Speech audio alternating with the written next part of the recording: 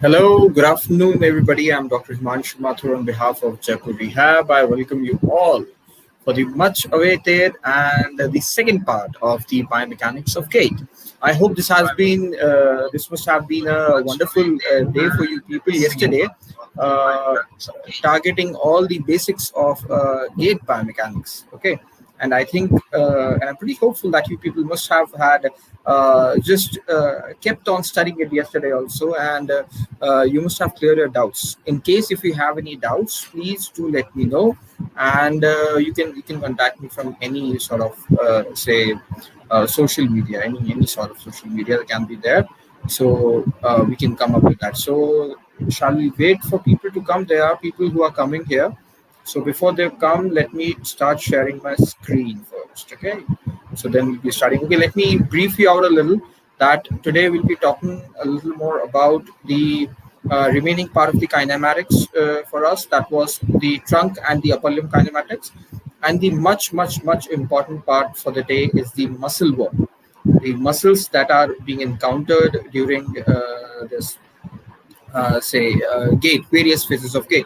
So we'll be looking after the muscle work and to the remaining part of the kinematics, that is for the upper limb and the trunk. Okay, let me share the screen. And there we go.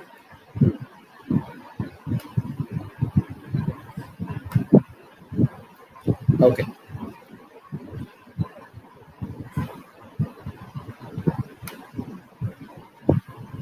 Just a second.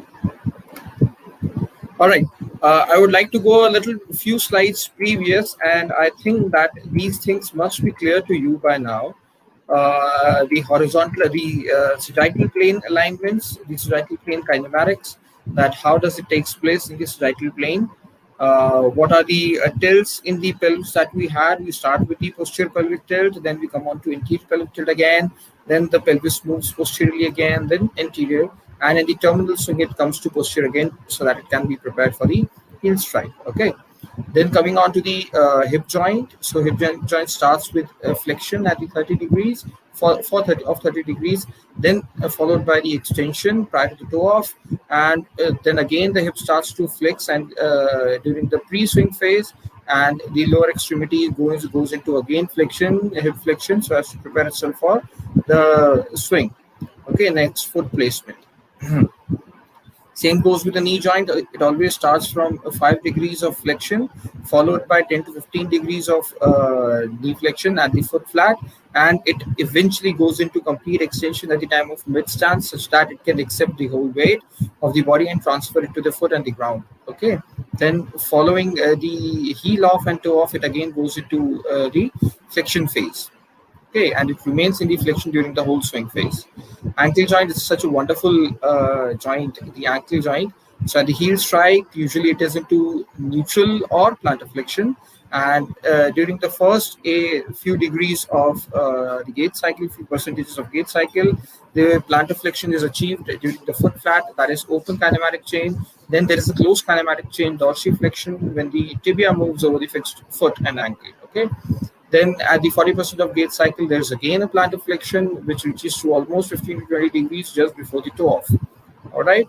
And then again, it goes into dorsiflexion such that the foot clears the ground well. So initially, the MTP is hyperextended at the time of heel strike. From heel strike to heel off, the first MTP joint is in neutral. At the heel off, it goes into again hyperextension of say 45 to 55 degrees. And during the late phase of the stance and the initial swing, the first MTP joint flexes to come out to the neutral position. Frontal plane, again, there is usually a drop seen in the first 15 to 20% of the gait cycle, and the adduction on the ipsilateral side of the stance leg, followed by the swinging, followed by the non-supportive swinging side. Okay, and from 20 to 60% of the gait cycle, pelvis hikes by the action of the gluteus medius that we'll be looking on to today. Okay. Same goes with the knee joint. Knee joint is usually stable, but you can see some amount of abduction. That is the valgus. That is almost very of a small magnitude, that is 1.2 degrees of abduction is present here. And in swing phase, there is a little more abduction, say of 5 degrees of abduction is seen in initial swing, but there is no much frontal plane movement that occurs in the knee joint. But there is a very, very, very important and significant thing which is available at the ankle and foot. So at the heel strike phase, you have 2 to 3 degrees of inversion. See, whenever you have heel strike, the foot is in supination. Supination, the main component of supination is inversion, right? As soon as you put your foot onto the ground, in the cases of, let's say, foot flat, so it's again into a little inversion. But eventually, as soon as you start putting on weight onto the foot or onto the ankle joint, the weight starts to fall on the medial side and the medial longitudinal arch starts to depress. So when it starts to depress, there is some amount of pronation that occurs here, which eventually leads to pronation. Okay, and eversion component of the foot is also there, right? So eversion occurs till the weight bearing exists, and as soon as we pass the mid stance phase, there is again sort of supination. There is a reversal of the direction of motion for the ankle and foot. So after that, in frontal plane, there is some amount of supination that is seen throughout the other phases of say stance and the swing phases, right? In horizontal plane kinematics, so at the heel strike, the ASIS of the ipsilateral side, the stance side, it moves forward, followed by eventually just after that there is a counterclockwise, there's a clockwise rotation throughout the other stance phase in the gait cycle. Okay, so as to in the case of propulsion of the body forward, progression of the body forward. All right. Now, in cases of femur, initially the femur at the heel strike, there is an internal rotation of the femur. At 20 degrees of the femur rotates its direction and start moving externally after the toe off. Okay. So the femur also rotates to almost 6 to 7 degrees, and the tibia and the knee joint also rotates in the similar fashion. Now coming on to the topic of today, that is the upper extremity and the trunk motions or the trunk kinematics. See, what happens is that whenever you are progressing in terms of the stance side, so whenever you do the heel strike and whenever you try to progress right side of the body, the trunk would always rotate onto the contralateral side. It will rotate onto the opposite side. So there will be a left side rotation of the trunk. Okay, that will always be included into it.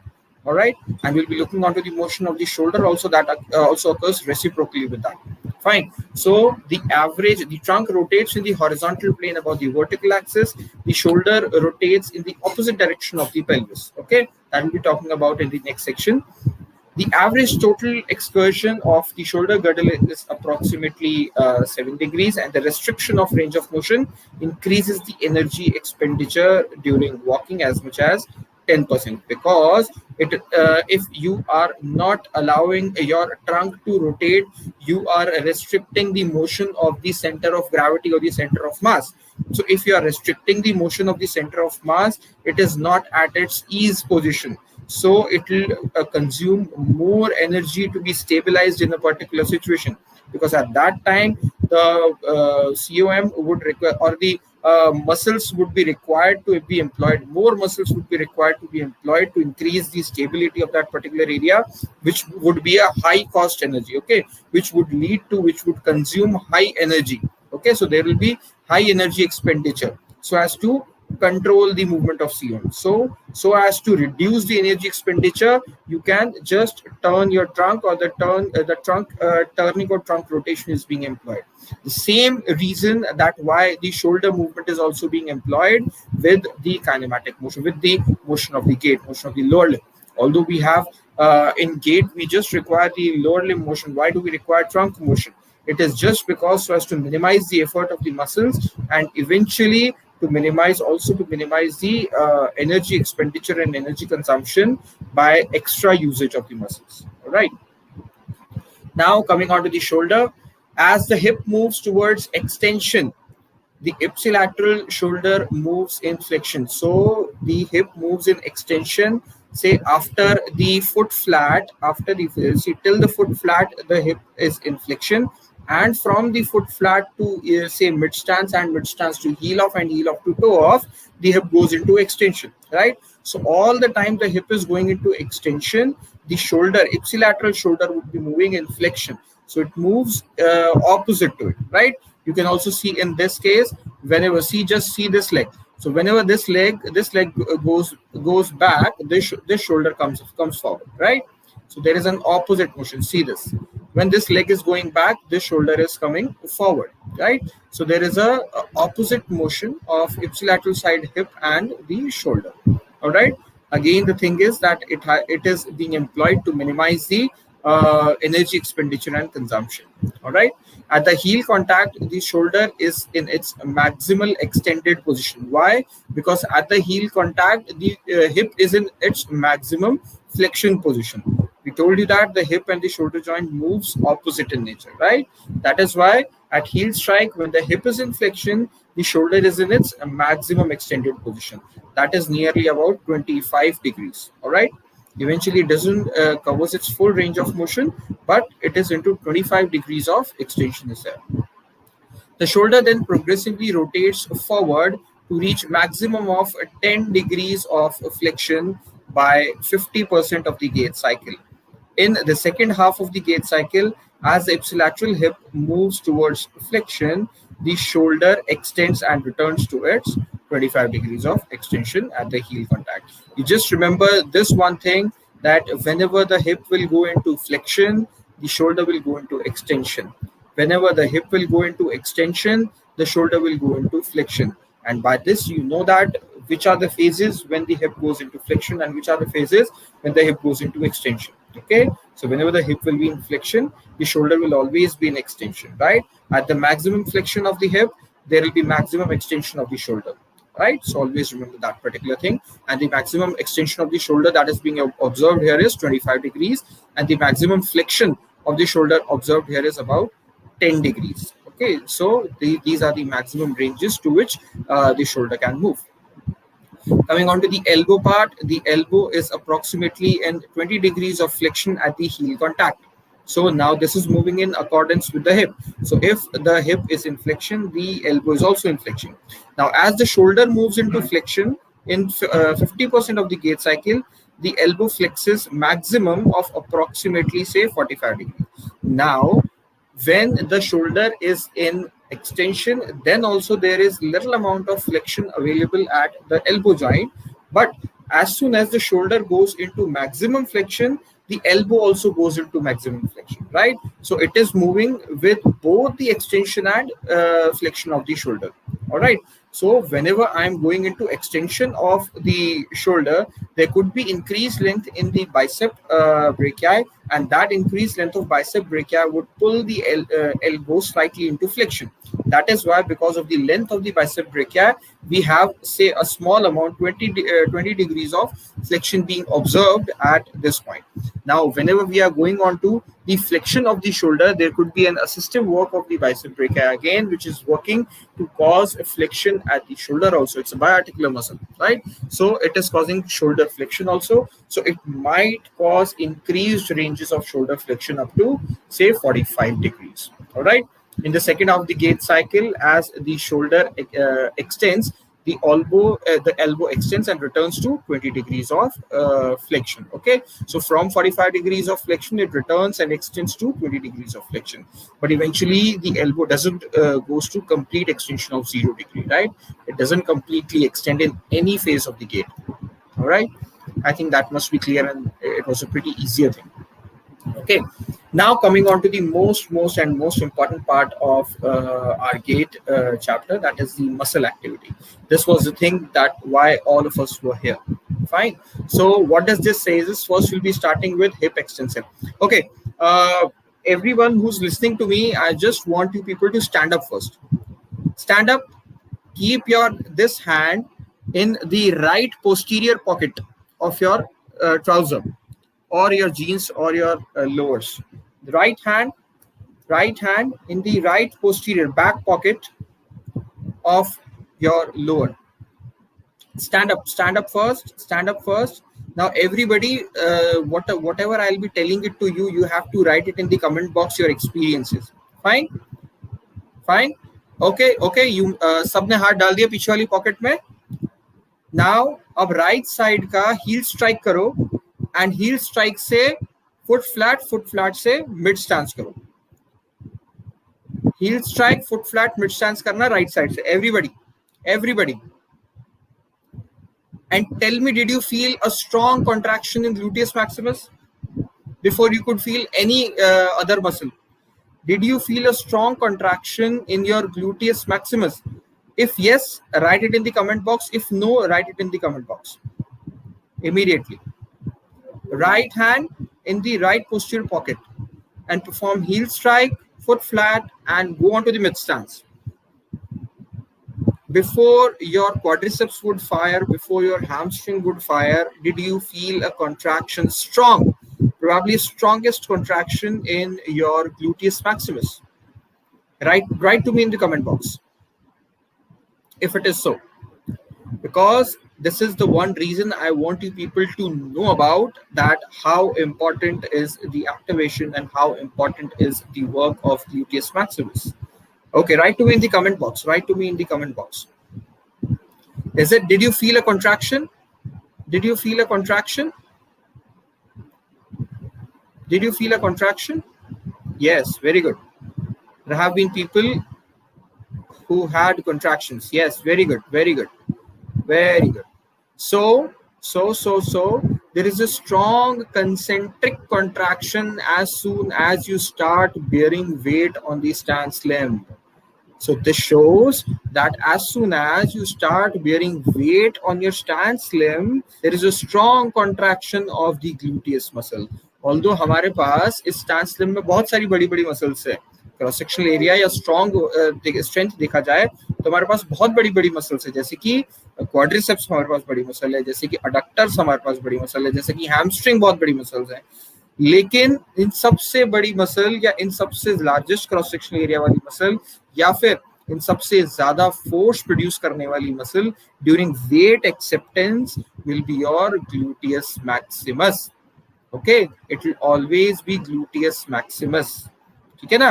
That is जब मेरा hip flexion में जाता है तो हमेशा gluteus Maximus एक्सेंट्रिकली contract करेगी, lengthen हो जाएगी. That is why it will allow the hip to go into flexion. अच्छा, अब जैसे जैसे वेट एक्सेप्ट करेगी, मतलब हमने क्या किया, जब जैसे मेरा फुट हील स्ट्राइक पे था तो मेरा हिप फ्लेक्शन में था, तो मेरी ग्लूटियस मैक्सिमस वाज कॉन्ट्रैक्टिंग एक्सेंट्रिकली. जैसे मेरा फुट फ्लैट हुआ तो there were some fibers which were eccentrically contracting, there were some fibers which were concentrically contracting. लेकिन फुट फ्लैट के बाद जैसे ही मैंने वेट एम्प्लॉय करना शुरू किया, वेट डालना शुरू किया मैंने स्टैंस लिम्ब के ऊपर, तो वेट डालते ही my hip went into extension and my gluteus maximus start to contract concentrically.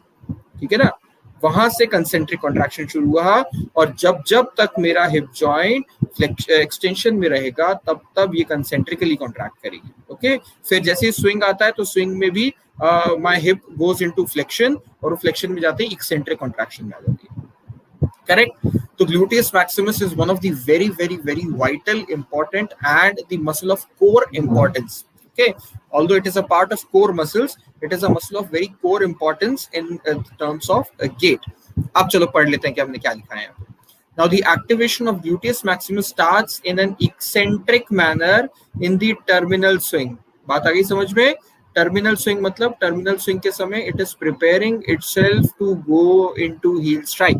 Heal strike के समय हिप का फ्लेक्शन होता है. हमने अभी थोड़ी देर पहले बात की थी कि flexion is equals to eccentric contraction of gluteus maximus, extension equals to concentric contraction of the gluteus maximus. Okay, now gluteus अच्छा इन्होंने क्या लिखा है, terminal swing which helps in decelerating the hip flexion and preparing the musculature for weight acceptance. बड़ी muscle है, it can absorb large forces, right? That is why it is helpful in weight acceptance. Fine. Now the gluteus maximus remains active from heel contact to mid stance. Okay, that is first 30% of the gait cycle to support the body weight and produce hip extension.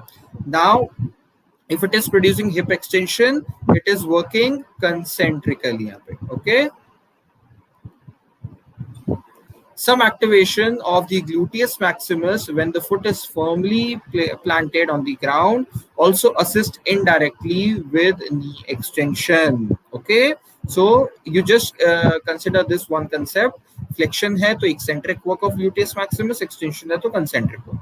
The hamstring assists gluteus maximus during first 10% of the gait cycle to generate hip extension and support the body weight. There is some work of hamstring, but hamstring से ज़्यादा gluteus maximus बहुत ज़्यादा work करती है और hamstring late आती है action में. ठीक है. Coming on to the hip flexors, the iliacus and psoas becomes active prior to the toe off. So whenever you'll have active flexion of the hip joint, especially in case of the swing phase, जब पूरा कोई ground से support नहीं होता है, open kinematic chain में हमको पूरे हिप को लिफ्ट करना है ऊपर, तो iliopsoas is the muscle that works. Okay, and whenever the hip is going into extension, these muscles will work eccentrically to decelerate the extension motion, right? Otherwise, in open kinematic chain flexion may it will work concentrically. Now the iliacus and the psoas becomes active prior to toe off to decelerate hip extension. Okay, toe off के समय भी there is some amount of extension at the hip. उसके बाद swing में it starts with the flexion of the hip. तो वहाँ पे ये eccentrically work करेंगे. Despite the movement of the hip flexion, continuing into terminal swing, the hip flexors considered to be active only in the first 50% of the swing phase. First 50% of the swing ke baad, again there is more of eccentric work done by your gluteus maximus. Now hip flexion in the second half of the swing phase is a result of forward momentum that high gains in the initial swing of the rectus femoris also act as hip flexor. Okay. This again act as a hip flexor which helps to advance the leg forward during the swing and also on the toes in the toe off condition, toe clearance during the swing also, right? So in the later half of the swing there is a more action of the progression of the body. Now this progression is again checked or decelerated by the eccentric action of the gluteus maximus. ठीक है ना, क्योंकि जो एक swing आ रहा है, जो एक momentum generate हो रहा है body का to move forward, to progress forward, to be propulsed forward, तो उस propulsion का जो action है, उस propulsion के action को eccentrically control करती है या फिर control करती है eccentric contraction वाली gluteus maximus. Okay, so there is some amount of work that you can see. There is a very extensive work of this gluteus maximus. आप देख रहे होंगे जो भी stance phase है, तो stance में heel strike के बाद पहली मसल यही है जो कि contract कर रही है. साथ साथ में whenever हम लोग देखेंगे quadriceps और hamstring का भी role अभी, but there is a very what you can say extensive action of the gluteus maximus which is working here. We'll come back to this picture once again while we are done with the other muscles. Hip abductors हम लोगों ने कल भी देखा था कि that when one leg is in swing, the opposite side gluteus medius, which is a very potent and important abductor of the hip, so that works. Along with that, it is being assisted by gluteus medius also, and it is also being assisted by tensor fascia lata also, right? They also stabilize the pelvis in the frontal plane. But if in case when I'm in swing, initially the pelvis drops down because of the gravity, and now immediately after that the gluteus medius start contracting to pull the contralateral side of the pelvis or the swing side of the pelvis up. Okay, this is how it works. Now the gluteus medius is active towards the end of the swing phase in preparation for the heel contact. Now gluteus medius and minimus are the primary of abductors most active during the first 40% of the gait cycle, especially during single limb support, right? Single limb support. Now so as to prevent the dropping of the pelvis, that is what is written here. The primary function of the abductors to control slight dropping of the pelvis to the side of the swinging leg. Okay. There is somebody on the chat. There is not that much of strong constriction of what? Gluteus maximus. If it's not there, then you must watch out for something, right? Because there could be in cases, okay, this gives me a very good thing. This is a good test to see if your glutes are inhibited. There is a condition which is predominant in cases of low back pain. It is called gluteal inhibition. Okay, there is a situation when your glutes are inhibited. Okay, they don't work properly. In that case, there I would like to tell you one thing. Then just lie prone, keep both of your hands on your gluteus maximus, and try to go for a isometric contraction of it. If you feel that your fibers are contracting properly, then you must check the gait again. If in case you don't think that one of your gluteus maximus is firing properly, the other one is not firing properly, then also it is a point of concern. If both the muscles are not firing to its maximum length, there is a situation when the gluteal squeeze or the gluteal isometric is being replaced by the isometric contraction of the adductors. So do it well and check it if you have problems regarding that, right? If not, you can anytime come to me. We can have a complete examination for that, right? So you must check for the glutes if they are not contracting. Now, coming on to the hip adductors and hip rotators. Hip adductors also play a very vital role. If you can see it here, so you can see it here. This is also adductor and this is also adductor. They are also firing at very well stabilized times. Okay, so let us see what is the time when the adductors start firing. Now, the adductors show two bursts of activity during it. It's not two, it is two bursts of activities. The first burst occurs at the heel strike, okay, to stabilize the hip through the activation with the hip extensors and the hip abductors. This is the reason why when the hip is going, one hip is going into or one leg is going into swing phase, there is an extensive drop of the pelvis of the contralateral side or the swinging side, right? This can be one reason. The second burst of the activity is after the toe off, where is it assists the hip flexors with the initiating hip flexion, right? So you need to know after the toe off, when the leg is in swing state, there is an extensive work of the hip adductors also to pull the hip into adduction, that too in close chain, right? Now, the hip internal rotators include the tensor fascia lata. Ideally, hip doesn't have any internal rotators. We all know it by our previous classes during the hip biomechanics. So, the hip internal rotators, including the tensor fascia lata, there is gluteus minimus and the anterior fibers of the gluteus medius also.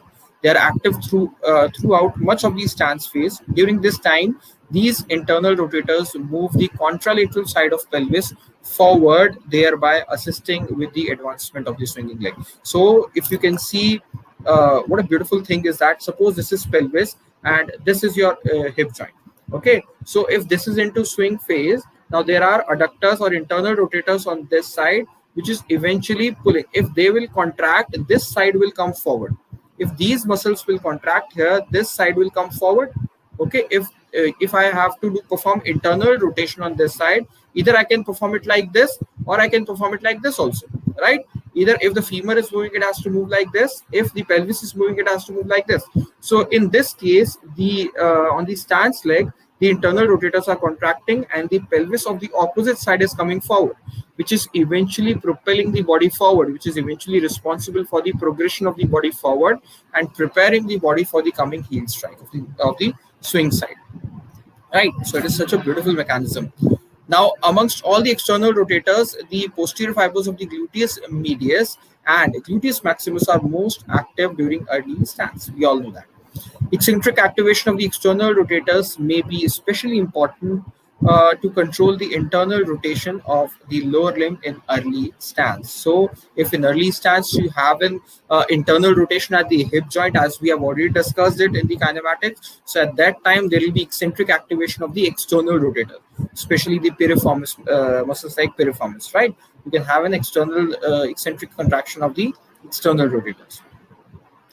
Now coming on to another very important part, that is the muscle activity in the knee joint. All right. So coming on to the knee joint, the quadriceps is the major muscle. Quadriceps and hamstrings are the major muscle, but quadriceps is a muscle, a larger force producing muscle. It has larger cross-sectional area, so it would be a muscle of very keen importance, right? Now, for the knee extensor, the quadriceps becomes active. The quadriceps becomes active at very late stage in the swing in preparation to heel contact, right? So whenever in the initial stance also, whenever you are going for heel strike, there is an eccentric activation of the hamstring, which is eventually allowing the knee to go into more extension, right? Eventually, the flexion increases at the foot flat, and after foot flat, there is some amount of extension which is being achieved at the knee joint. That is by the concentric contraction of your quadricep muscles. Okay. Now, the major burst of activity occurs shortly after the heel contact, when from heel contact the body is moving into mid stance, or rather from foot flat the body is moving into mid stance. The function of the quadriceps is to control the knee flexion that takes place in the first 10% of the gait cycle, right? So whenever in the first 10%, that is from heel strike to the foot flat, there is an increased amount of knee flexion. So that is being controlled by the eccentric activation or eccentric activity of the quadricep muscles. Now, the eccentric activation serves as the cushion. Always remember, I've always told you a lot of times previously also, that whenever there is an eccentric activation is always meant for the absorption of the abnormal forces, or absorption of the enormous forces which are coming onto that particular joint, right? So here also the eccentric activation of the quadriceps is working as, say, increasing the force to increase the force absorption capacity of at the knee joint. The quadriceps then act concentrically to extend the knee and support the weight during the mid stance. As I told you, from foot flat to the mid stance, okay, it will go into extension and concentric activation will be there. After this, whenever from mid stance to heel off and to toe off, or in the swing also, when the knee goes into flexion, there will be a concentric contraction of the hamstring muscle, and there will be a significant eccentric contraction of the quadriceps muscle as well.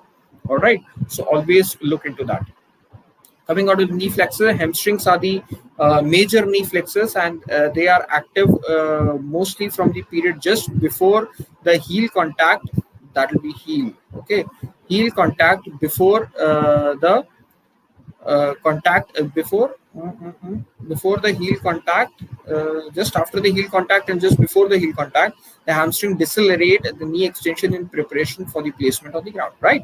So it is always active after the heel contact also, so as to increase the knee flexion range of motion, and in the swing phase also, when initially there is a knee flexion, so it acts concentrically to flex the knee in open kinematic chain, and whenever in the knee when the swinging leg is preparing for the stance phase, it's going for the heel contact, it works eccentrically for the extension of the knee, right? So it acts both concentrically and eccentrically. Now, again, the most distal end of the joints, or the segments that we are talking about, that is the ankle and foot, one of the major part. All those people who have studied ankle and foot biomechanics with me, they must be knowing the range and the work that the ankle and foot muscles are doing, right? So that is pretty much of very importance, what I would tell you that, right? Now, coming on to the anterior, tibialis anterior. Tibialis anterior is the major dorsiflexor. So we know that it lies medial to the line of action, or the medial lateral axis. We know that. So it is a potential inverter of the foot. So it is a supinator, ideally. Okay. Along with tibialis posterior. Okay. Although tibialis posterior is a posterior muscle and acts for plantar flexion in the sagittal plane, but if talking in the frontal plane, both tibialis anterior and tibialis posterior work as a supinator or inverter of the foot. Okay. Okay, coming on to the tibialis anterior, it again has two periods of activities. One is at the heel contact. Okay, at the heel contact also, it pulls the what you can say, it keeps the foot into, or the ankle into dorsiflexion, a little into dorsiflexion, although, and there is an eccentric activation of this muscle, which then after the heel contact allows the whole ankle to go into plantar flexion. All right, when the foot slaps onto the ground. Now, present to the decelerate the passive plantar flexion of the ankle caused by the weight of the body, right? It is by the eccentric activation, as I told you. Fine. From heel contact to foot flat, the tibialis anterior remains to assist with the decelerating foot in the pronation and by the eccentric activation. I told you that during the weight acceptance, the foot goes into pronation. Now, if the foot is going into pronation, tibialis anterior and tibialis posterior are the both muscles which work or which act concentrically and gets lengthened such that they can check the extra amount of pronation which is taking place in that particular foot, right? Because they are the main supinators of the foot. All right. Now the second action of tibialis anterior is the dorsiflexion of ankle during swing for the foot clearance, so that the foot can easily go into swing without slapping it up. Okay.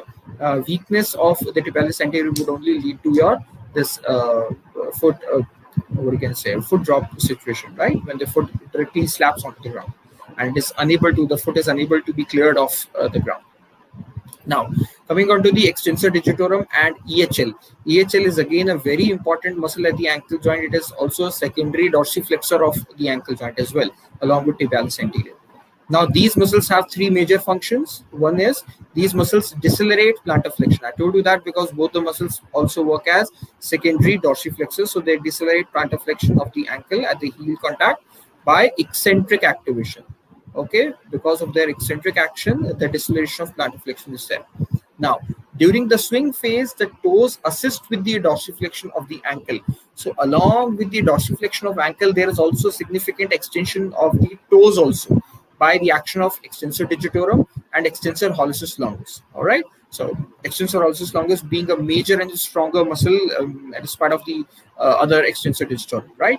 Now, so they also help secondarily for the ankle in the swing phase also to go into dorsiflexion, right? During the push-off phase, they may provide stability to the ankle through co-activation with the ankle plantar flexors, right? Now the stability is provided again by the eccentric contraction, because during the push-off phase, if the ankle is going into plantar flexion, if there is a pushing plantar flexion, there is a strong concentric contraction by the triceps surae or the plantar flexors. So that strong contraction is stabilized or counteracted by the eccentric action of all the dorsiflexors, which includes your tibialis anterior also, which includes your ankle, extensor digitorum also, and EHL also, that is extensor hallucis longus, right? So that becomes a little easier work of the extensor digitorum and the extensor hallucis longus. Coming on to the most important muscles or the largest force producing muscles around the ankle joint are the ankle plantar flexors, right? Now the soleus and the gastrocnemius are active. It's not soldier, it's the soleus. Soleus and the gastrocnemius are active through most of the stance phase, and from 10 to 40% of the gait cycle, the ankle plantar flexors work eccentrically, right? That is from the point of the foot flat to the mid stance, because from the foot flat to mid stance there is a close kinematic chain dorsiflexion, and this close kinematic chain dorsiflexion is very, very, very strongly contracted by the eccentric action of the plantar flexor muscles, right? Always remember that. So the plantar flexors eccentrically control the forward momentum of the tibia onto the ankle joint, and the next burst of activity of the ankle plantar flexors occurs near the heel off also. Obviously, we all know that it is a push-off phase. Heel off phase and toe off phase is a push off phase for the propulsion of the body forward. So during heel off, it is a phase of plantar flexion. Whenever the foot is into heel off situation, it is into plantar flexion, and whenever it is going into toe off phase, it moves forward. All right, and its activity decreases rapidly to near zero after the toe off. Okay, after the toe off, I would say that. Coming on to one of the most important and one of my favorite muscles, that is the tibialis posterior muscle. Tibialis posterior is one muscle that prevents the excessive pronation of the foot. So it is a very good supinator, as we have already talked about. So it is a potent supinator of the foot and is active between 5 and 55% of the gait cycle. That is, these are probably the phases of two double support phases, right? This is also a double support phase, and this is also a double support phase, right? Now, tibialis posterior decelerate the rate of pronation, so it is very actively eccentrically active in the phases of, say, single limb support phase, when there is weight acceptance, when the foot is going from foot flat to mid stance phase, right? After the mid stance, it acts concentrically very much and takes the foot into pronation, supination, right? It prevents pronation. Okay. Peroneae, as compared to, these are the pronators of the foot. They, what you can say, promote the eversion of the foot. So let us see, whenever the foot is into supination, they'll act concentrically, and whenever the foot will go into pronation, it will work. There's a little amount of activity, because the pronation in the foot is more because of the weight of the body which is coming down, right? Now, peroneus brevis and longus are active from about 20 to 30% of the gait cycle to just after the heel off. Okay, so the peroneus longus and brevis, mostly not tertius, but peroneus longus and brevis are the muscles which are active from 20 to 30%. See, it is a phase of from the foot flat to the mid stance. So it is a phase of weight acceptance. Whenever the foot is start accepting the weight, it will be going into pronation. So if it will be going into pronation, then these muscles could show some activity, but they also show significant activity whenever the foot would be going into supination also, right? They'll be getting lengthened. Now, these pronator muscle helps to counteract the inversion of the foot, that is supination, caused by the activation of tibialis posterior and this muscle, right?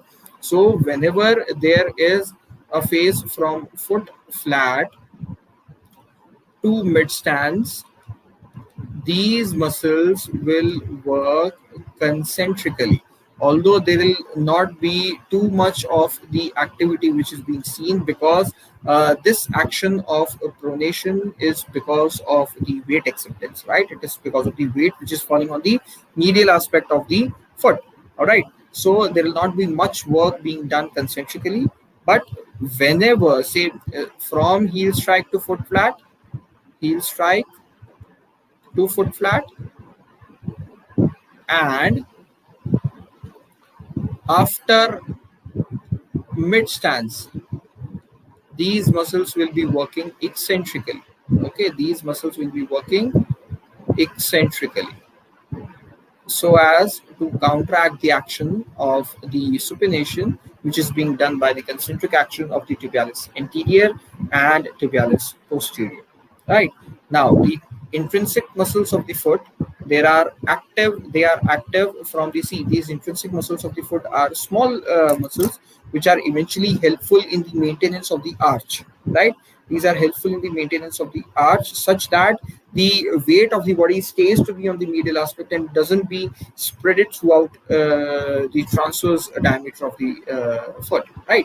So these are the active. These are active from mid stance, because in mid stance we are accepting the weight and the whole foot is going into pronation, so it is going more flattened. The medial longitudinal arch is going more flattened. Now, so as to prevent the whole arch to stay flattened, these muscles gets active at that point of time. Okay, although they will be working eccentrically at that point of time.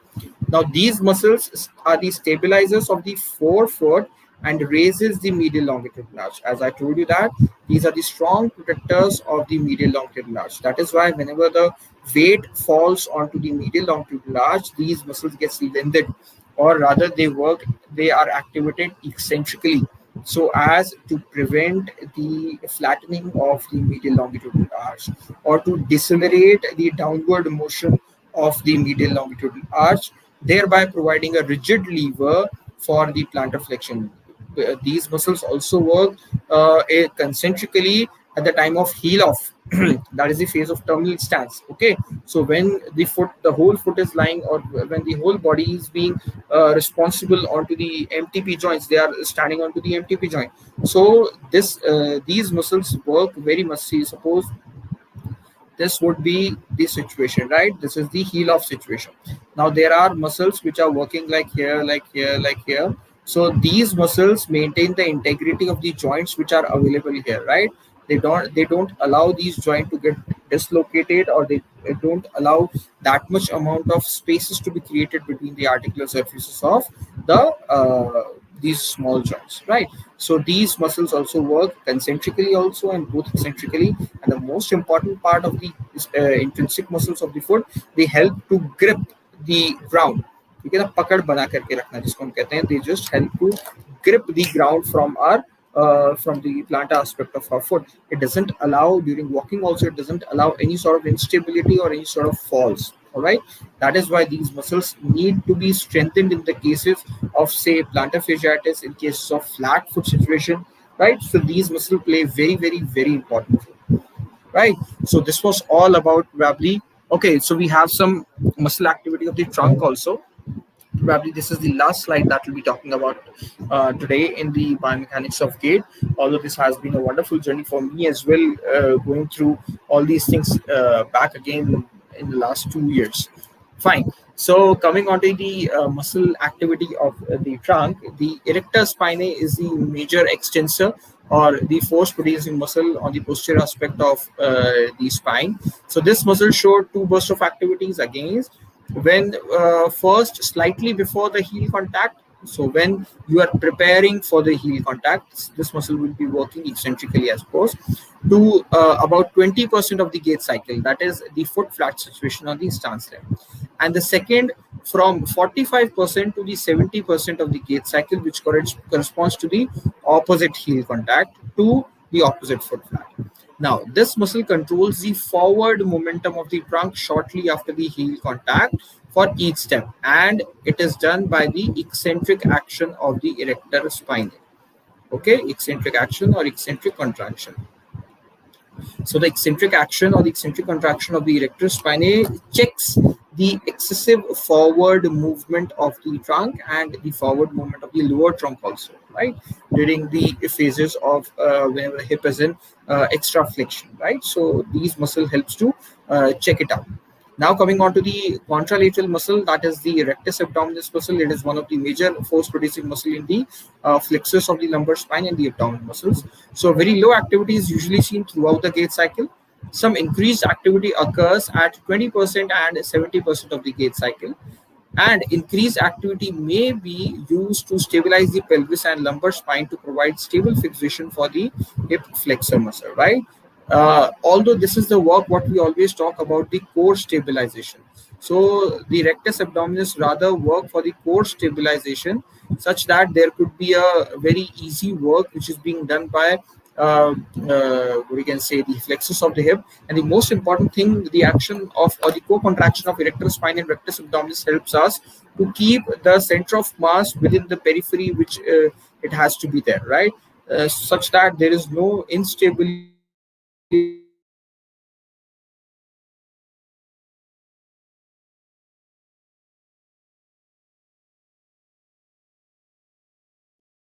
actually out from anywhere, right? So this can be a very good part for the stabilization of the center of mass also, right? So this was it about all the thing what we need to talk about in this biomechanics of gait. So if you have any questions, okay, we have some questions I think here. Okay. During heel contact, tibialis anterior work as concentric instead of eccentric because the movement is ankle dorsiflexion. No, during the heel contraction, we have seen yesterday also, there either there could be a neutral position of the ankle joint, or it can be into 5% or 5 degrees of plantar flexion. From there only it will work eccentrically, and also from there it will go into complete plantar flexion during the foot flat position. So from heel strike, in heel strike also it is working eccentrically, and from heel strike to foot flat also it will be working eccentrically. Fine. So we had done this yesterday. So if you can see the first part of the gait biomechanics, you'll be able to know it better. Okay, we have another question. Which book we have to refer for kinesiology part of the gait? Okay, you can have several books here. What I personally prefer is, one of my favorite books is Kinesiology of Musculoskeletal System by Donald Newman. So this is one of the best books what I have ever came across for the biomechanics of the whole body. Gait is also very beautifully is being explained in this particular book. And if you want to go particularly for gait, there has been a wonderful book. It is called Perry's Gait Analysis. Okay, so Perry is again one of a scientist who has worked so beautifully in the field of this gait analysis and everything. So all right. So I am giving you a small question here. If you people are okay with that, and if you are not having any more questions here, so I'll be giving you a small question which you have to respond to me onto my Telegram channel. Okay, everybody write your own answers and just post it onto the either Telegram channel. You can post it, or you can also what you can do. You can mail it to me, or you can send messages to me. Anything. I was coming on to this only. The question that you have asked, I was telling about this question only. So you have to explain me what is inverse dynamics. Okay, just take it. Inverse dynamics. If you are comfortable to explain inverse dynamics to you, I'll be taking it. Otherwise, I'll be explaining it. Fine. I'll be coming on to in the next class whenever we'll be starting with the biomechanics of posture. I'll be explaining the inverse dynamics approach. Right. Okay, I'll just give you a small brief account that whenever we are analyzing the various variables of the gait analysis, there are forces that starts from the ground reaction force, from the pressure plates which are coming from down to up, which because of which we are able to analyze the force of the muscle, by which we have also done it in the previous session of ours. हम लोगों ने भी जो किया, that was also some inverse dynamics concept, right? So it has to do something with that, right? I've just given you a hint. Now it is up to you. Write a small paragraph of inverse dynamics and send it to me by anyhow you want. You want to send it to me on Telegram, do that. You want to send it to me on Facebook, do that. You want to send it to me on WhatsApp group, do that. Email, do that. I don't have any problem. Just write it down and send it to me. What is inverse dynamics? Okay.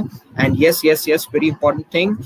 Be ready for the upcoming test that we are having. Okay. We'll be having a test for the biomechanics of gait. Please do attempt that. It is for you only. It is for your betterment only. It is for your good only. Okay, we are not exposing your marks to anybody, so there is no prestige issue associated with that, right? So it is only for you. Even I also don't prefer watching or looking at your marks. Okay, I just want to see that how many people have attempted and how you have answered it. I personally go through every question paper of yours, right, just to see that how you are we can say going through the answer sheets of it, right? So how you are attempting it, what is the basic mindset of yours which is going on, right? So I request everybody to go through that and answer me about inverse dynamics. Okay, till then I would like to take your leave, and in the next week we'll be coming forward again with the same concept, module 2, which will be finished by the next week. By the biomechanics of the posture will be starting, and we'll be completing it on the next Saturday and Sunday. If you still have any question, you can please write down here. I'll be there to answer you. If you have any question, you can write it in the comment box, and we can take your questions right here. Okay, and I would request everybody to please go through this video again, because it's not that easy to understand gait in such a theoretical thing. If you have problems, if you have queries with that, please do contact me. We can take a few more sessions. We can take problem sessions also if you want. We can take practical sessions also, right? So always do remember, I'll try to share some of the videos of the gait analysis if it is there. Although I will be taking gait analysis also in the advancement of biomechanics session, probably in the third or after the posture. I'll try to take it that. Okay, if we get some space. Muscle work of the hip adductor and hip rotators, right? Muscle work of the hip adductor comes into the action. It gets see, adductors are contracting, or adductors are activated mostly throughout your stance phase, right?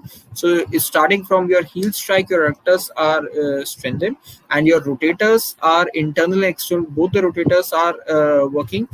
External rotators have more of eccentric action when the internal rotators are working. I told you that whenever, say, suppose this is the stance limb, and the internal rotators are firing, and this whenever the internal rotators of this side would contract, the opposite side pelvis would move forward, right?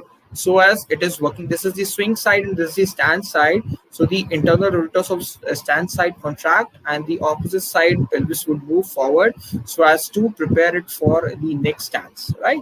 So this is how the rotators and the adductors move in this case.